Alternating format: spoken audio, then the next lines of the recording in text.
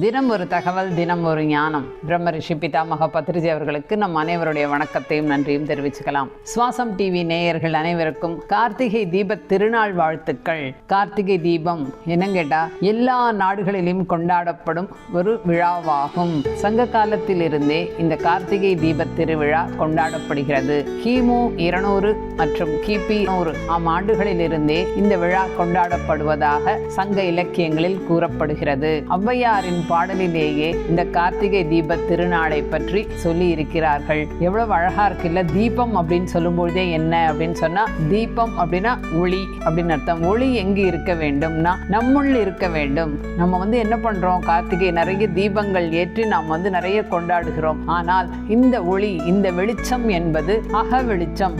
நம்முள் இருக்கும் இருளை அகற்றி வெளிச்சத்தை கொண்டு வரும் நாள்.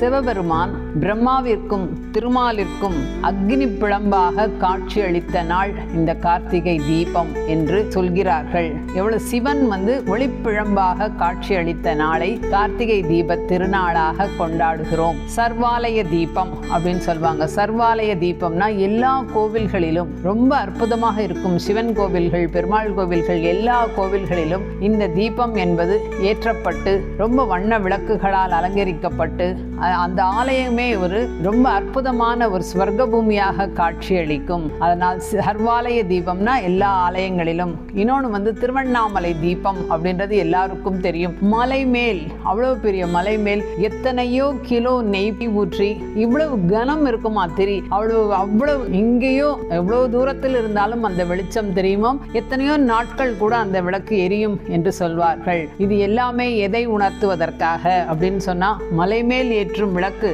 நாம் என்ன, நம்முடைய ஆன்மா எவ்வளவு ஒளிப்பிழம்பான ஒரு ஆன்மா, அந்த ஆன்ம வெளிச்சத்தை கொண்டு வருவதற்கு இந்த கார்த்திகை நாள் முக்கியமான நாள். இந்த நாள்ல நிறைய நேரம் தியானம் செய்வோம், மிதாகாரம் எடுத்துக்கொள்வோம். கொஞ்சமா நம்ம அளவுக்கு தேவையில்லை, போதும் என இந்த நாட்களில் ஏன் கேட்டால் பௌர்ணமியும் இணைந்து வரும்.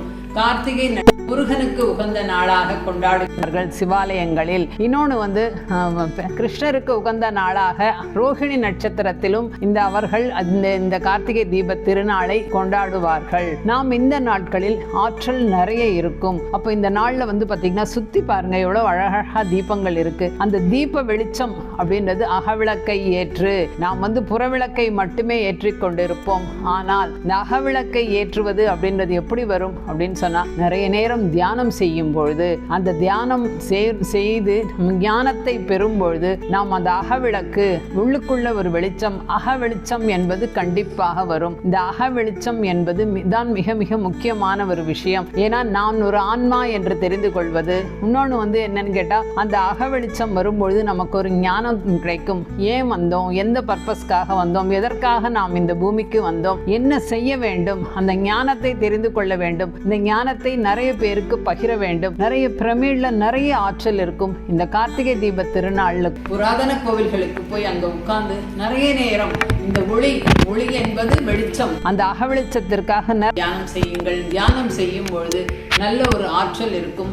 நிறைய பேர் என்ன பண்ணுங்கன்னா, முடிந்தவரை மௌனம் இருக்கும். பேசாமல் இருப்பது என்பது மிக மிக ஒரு அற்புதமான ஒரு விஷயம். அந்த மௌனம் என்பது கடவுளின் மொழி, மௌனம் என்பது ஆன்மாவின் மொழி. நிறைய நேரம் அந்த மௌனம் இருப்போம். தேவையில்லாமல் பேச வேண்டாம், தேவையில்லாமல் சாப்பிட வேண்டாம், தேவையில்லாமல் தூங்க வேண்டாம். நிறைய நேரம் நாம் தியானம் செய்வோம். கார்த்திகை தீபம் என்பது இருளை அகற்றி ஒளியை கொண்டு வரும் நாள்.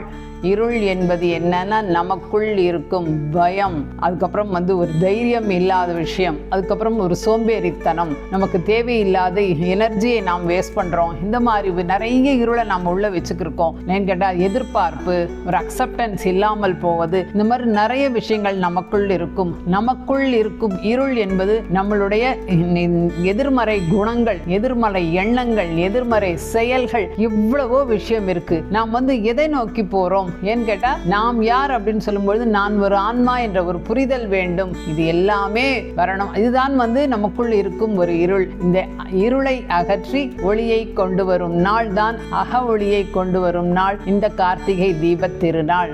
அதனால் அனைவரும் இந்த நாளில் அதிக நேரம் தியானம் செய்வோம். எப்பொழுதுமே சொல்றது தான், மௌனம் நிறைய நேரம் இருப்போம், புத்தகங்கள் வாசிப்போம், நம் ஆன்மாவுடன் இணைந்து நம் அக ஒளியை ஏற்றுவோம். மறுபடியும் அனைவருக்கும் கார்த்திகை தீப திருநாள் நல்வாழ்த்துக்கள். தியானத்தினால் மட்டும்தான் ஞானம் பெற முடியும். தியானத்தினால் ஞானம், ஞானத்தினால் முக்தி. நிறைய நேரம் தியானம் செய்யுங்கள். நன்றி.